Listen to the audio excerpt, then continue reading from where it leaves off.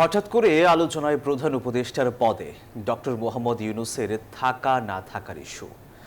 এমন আলোচনার মধ্যে বিএনপি বলছে অন্তর্বর্তী সরকার প্রধানের পদত্যাগ চায় না তারা, তবে আবেগের বশবর্তী হয়ে ডক্টর ইউনূস পদত্যাগ করলে বিকল্প বেছে নেবে জনগণ।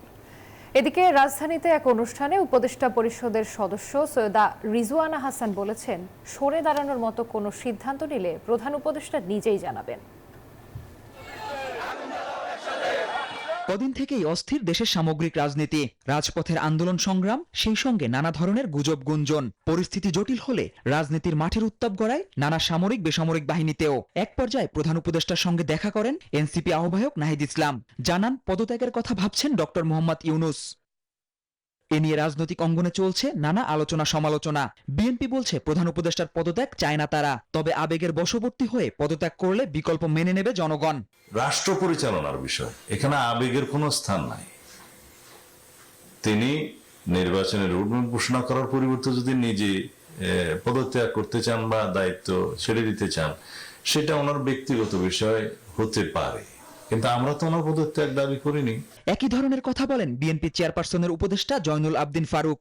আমরা তো চাই না আপনাদের পদত্যাগ, আমরা তো আপনাদের বসিয়েছিলাম। বাংলাদেশের মানুষ যে জন্য আন্দোলন করেছে, একটি নির্বাচনের জন্য 9টি মাস অতিবাহিত হলো, কেন এখনো নির্বাচনের মেয়াদ দেওয়া হচ্ছে না?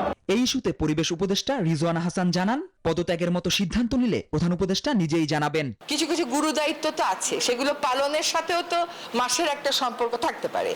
তো ওনার যদি কোনো কিছু বলার থাকে, আমি নির্বাচনের প্রশ্নেও বলেছি, দায়িত্ব পালনের প্রশ্নেও বলেছি, ওটা আপনারা ওনার থেকেই শুনবেন।